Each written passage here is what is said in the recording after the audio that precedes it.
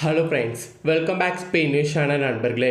இன்றைக்கி இந்த வீடியோவில் ஒரு முக்கியமான ஆன்மீக பரிகாரத்தை தான் அதிரடியாக பார்க்க போகிறோம்.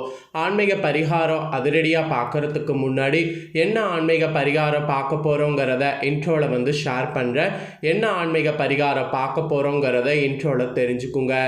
நாளை நாள் தேதி பார்த்தீங்கன்னு வச்சுக்கோங்களேன், ஆகஸ்டுடைய 21ஆம் நாள். அதே போல் தமிழ் மாதம் பார்த்தீங்கன்னு வச்சுக்கோங்களேன், கரெக்டாக ஆவணி மாதத்துடைய 4ஆம் நாள். அதே போல் கிழமை பார்த்தீங்கன்னு வச்சுக்கோங்களேன், நாளை நாள் வெள்ளிக்கிழமை. நாளை நாள் வரக்கூடிய இந்த வெள்ளிக்கிழமை ரொம்பவே முக்கியமான ஒரு வெள்ளிக்கிழமை என்று சொல்லலாம். ஏன்னா நாளை வெள்ளிக்கிழமை மங்களகரமான ஒரு வெள்ளிக்கிழமை. வெள்ளிக்கிழமைங்கிறதே மங்களகரமான நாள் தான். இதில் வெள்ளிக்கிழமை இன்னும் என்ன மங்களகரமான நாளுன்னு கேட்குறீங்களா? நாளைய வெள்ளிக்கிழமை வரலட்சுமி விரதமானது அனுஷ்டிக்கப்படுது. அதுக்காக இன்றைக்கே எல்லா ஏற்பாடுகளும் சூப்பராக எல்லார் வீடுகள்லையும் செய்திருப்பீங்க. வரலட்சுமி நோன்பு அப்படிங்கிறது அந்த தாய் மகாலட்சுமியே விரதம் இருக்கக்கூடிய ஒரு நோன்பு.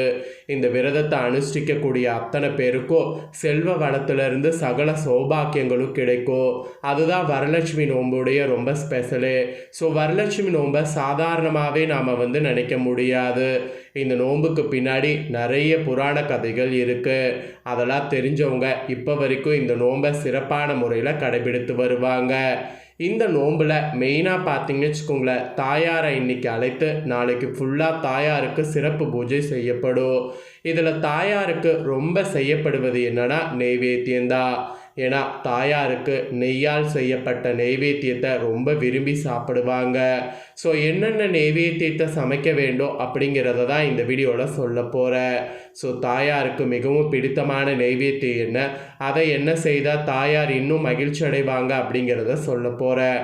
அதெல்லாம் இந்த வீடியோவில் தெரிஞ்சுக்குங்க. ஸோ வரலட்சுமி நோன்பு அப்படிங்கிறது பெண்கள் அனுஷ்டிக்க வேண்டிய முக்கியமான நோன்பு. இந்த நோன்பு கடைபிடிக்கக்கூடிய அத்தனை பேருக்குமே கணவருடைய ஆயுள் பலமானது கூடும். அது மட்டும் இல்லாமல் நிறைய பேருக்கு பார்த்தீங்கன்னு வச்சுக்கோங்களேன், குழந்தை இல்லாமல் இருக்கும். அப்படி குழந்தை இல்லாமல் இருக்கிறவங்க குழந்தை வரத்துக்காகவும் விரதம் இருக்கலாம்.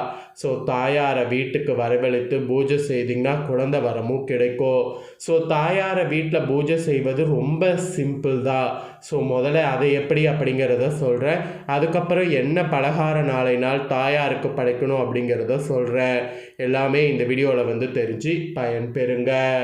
அதிக செலவு செய்து பொருட்களை வாங்கி பூஜை செய்ய முடியாதவங்க வெறும் வெத்தலைப்பாக்கு வாழைப்பழம் வைத்து மகாலட்சுமியை வழிபட்டாலும் அந்த தாயார் அதை ஏற்றுக்கொள்வாங்க. ஸோ இந்த நோன்பு ரொம்ப சிம்பிளாகவும் பண்ணலாம், அதே சமயம் ரொம்ப கிராண்டாகவும் பண்ணலாம். நம்மளோட வசதிக்கேற்ப எப்படி வேணாலும் தாயாரை வழிபாடு செய்யலாம். ஆனால் தாயாரை எப்படி வழிபாடு செய்தாலும் தாயார் அந்த பூஜையை ஏற்றுக்குவாங்க. செல்வத்துக்கு அதிபதியான மகாலட்சுமியை வீட்டுக்கு வரவேற்கக்கூடிய நாள் தான் வரலட்சுமி விரத நாள். நாளை நாளில் வரலட்சுமி விரதத்தை யார் வேண்டுமானாலும் கடைபிடிக்கலாம்.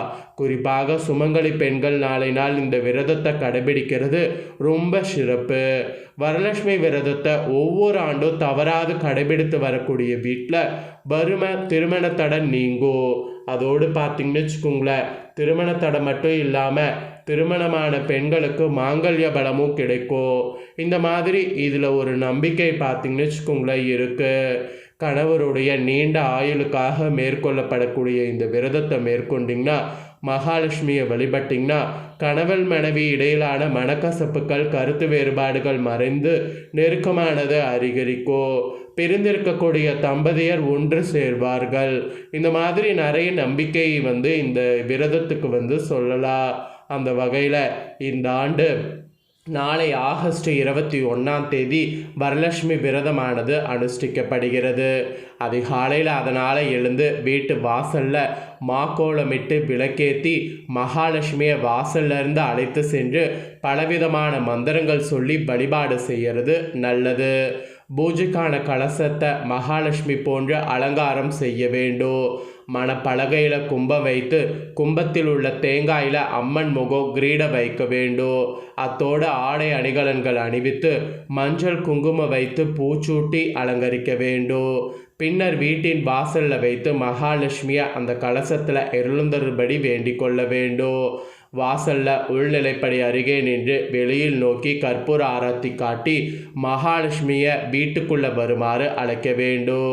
பின்னர் மகாலட்சுமியை வீட்டுக்கு அழைத்து சென்று பூஜைக்கான இடத்துல அமர செய்ய வேண்டும். இப்போது மகாலட்சுமி வீட்டுக்குள் வந்துவிட்டதாக பாவனை செய்து அன்னைக்கு பூஜைகள் செய்ய வேண்டும். பஞ்சமுக நெய் விளக்கு ஏற்றி வைக்க வேண்டும். வெத்தலைப்பாக்கு, பழம், நெய் ஊற்றிய சக்கரை பொங்கல், சுண்டல் என நைவேத்தியம் படைக்க வேண்டும். இதையடுத்து மங்களகரமான தோத்திரங்களை சொல்ல வேண்டும். மகாலட்சுமிக்கு உரிய பாடல்களை பாட வேண்டும். அப்புறம் நோன்பு கயிறை சாற்றி பூக்களால் தாயாரை அர்ச்சிக்க வேண்டும். லக்ஷ்மியுடைய 108 போற்றி, லக்ஷ்மி அஷ்டோஸ்தரம், கடகரத சோஸ்தரம் சொல்லுங்க. படிக்க தெரியாதவங்க வரலட்சுமியை மனதார வேண்டிக் கொண்டாலே போதும். மகாலட்சுமி தாயே, எங்கள் வீட்டில் நிரந்தரமாக தங்க வேண்டும், எங்களுக்கு எல்லா செல்வங்களையும் நீ தர வேண்டும் என்று மனவுருக பிரார்த்தனை செய்து பூஜையை நிறைவு செய்ய வேண்டும். பூஜை முடிஞ்சதுக்கு பின்னாடி ஆண்கள் வலது கையிலையும் பெண்கள் இடது கையிலையும் நோன்பு கயிறை கட்டி கொள்ள வேண்டும். வரலட்சுமி பூஜை மற்றும் விரத பூஜையில் பங்கேற்கக்கூடிய பெண்கள் தங்களின் வலது கையில் நோன்பு கயிறை கட்டி கொள்ள வேண்டும் என்கிறது சாஸ்திரம். அந்த நோன்பு கயிறை பார்த்தீங்கன்னு வச்சுக்கோங்களேன், சுமங்கலி பெண்கள் வரலட்சுமி பூஜைக்காக உங்கள் கைப்பட தயார் செய்ய வேண்டும். இதற்கு ஒரு வெள்ளை நூல்கண்டை எடுத்துக்கொண்டு அதிலிருந்து 9 நூல்களாக சரிசமமாக சரடாக கத்தரித்து திரியாக திரித்து மஞ்சள் தடவி அதில் 9 முடிச்சுகள் போட்டுக்கொள்ள வேண்டும். பூஜையில் எத்தனை பெண்கள் பங்கேற்கிறார்களோ அத்தனை நோன்பு கயிறு தயார் செய்து கொள்ள வேண்டும். நடுநடுவே உதிரி பூக்களை வைத்து கட்டி கொள்ள வேண்டும். இந்த சரடுகளை பூஜையில் வைக்க வேண்டும். பூஜை நிறைவடைந்ததும் அந்த கயிறானது மகாலட்சுமியின் பிரசாதமாக மாறிவிடுது. ஒரு சிலர் சிவப்பு நூலில் பஞ்சு போல் இருக்கக்கூடிய பிரத்யோக நோன்பு கயிறு வாங்கி வைத்து பூஜை செய்வாங்க. அவற்றை கைகளில் கட்டி கொள்வாங்க. ஆனால் மேற்குறிப்பிட்டபடி முறைப்படி தயாரிக்கக்கூடிய நோன்பு கயிறை சுமங்கலி பெண்கள் பூஜை முடிந்ததும் கழுத்தில் கட்டி கொள்வது நல்லது. திருமணமாகாத பெண்கள் வலது கையில் கட்டி கொள்ள வேண்டும். வரலட்சுமி விரதத்தை கடைபிடிப்பவங்க அருகில் இருக்கக்கூடிய பெண்கள், உறவினர் அல்லது தெரிந்த சுமங்கலி பெண்களை வீட்டுக்கு அழைத்து கொண்டாடுவது மிகுந்த பலனை தரும். பூஜையுடைய முடிவில் அவர்களுக்கு நைவேத்திய பிரசாதம் கொடுத்து சாப்பிட செய்ய வேண்டும். பின்னர் அவங்களுக்கு ரவிக்க துணி, வெத்தலை பாக்கு, பூ, பழம், மஞ்சள், குங்குமம், நோன்பு கயிறு ஆகியவற்றை வழங்க வேண்டும். ஸோ இந்த மாதிரி தாங்க நோன்பு இருக்கணும்.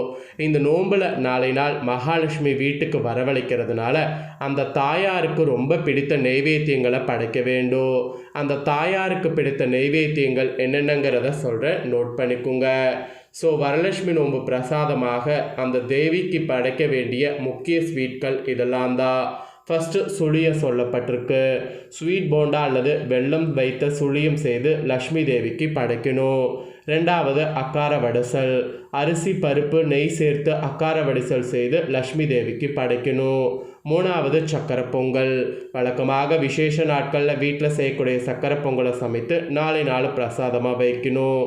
அப்புறம் பால் கேசரி செய்து பூஜையில் படைக்கணும். அது பிரசாதமாகவும் பக்தர்களுக்கு கொடுக்கணும். அப்புறம் போளி, கடலைப்பருப்பு வைத்து ஸ்வீட் போளி நாள் செய்து படைக்கணும். அப்புறம் ரவா லட்டு, ரவையை வறுத்து பக்குவமாக ரவா லட்டு செய்து பிரசாதமாக படைக்கணும், வரவங்களுக்கும் கொடுக்கணும். ஸோ இந்த முக்கியமான ஸ்வீட்களை நாளை லக்ஷ்மி தேவிக்கு படைக்கணும். ஏன்னா லக்ஷ்மி தேவிக்கு ரொம்ப உகந்த ஸ்வீட்கள் இது. அதனால் நாளை சமைக்காமல் இருக்காதீங்க. சமைத்து நீங்களும் சாப்பிடுங்க, மற்றவங்களுக்கும் பகிர்ந்து கொடுங்க. லக்ஷ்மி தேவியோடைய அருளை பெறுங்க.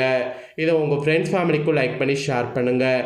இந்த முக்கியமான தாள்களை அவங்களும் பார்த்து தெரிஞ்சு பயன்பெறட்டும். இதே போல் புதிய நியூஸ்களை தெரிந்து கொள்ள சேனலை சப்ஸ்கிரைப் பண்ணுங்கள், கூட பெல் பண்ண ப்ரெஸ் பண்ணுங்கள். நெக்ஸ்ட் இதே போல் சுவாரஸ்யமாக வேறொரு முக்கியமான நியூஸில் உங்களை சந்திக்கிறேன். நன்றி, வணக்கம்.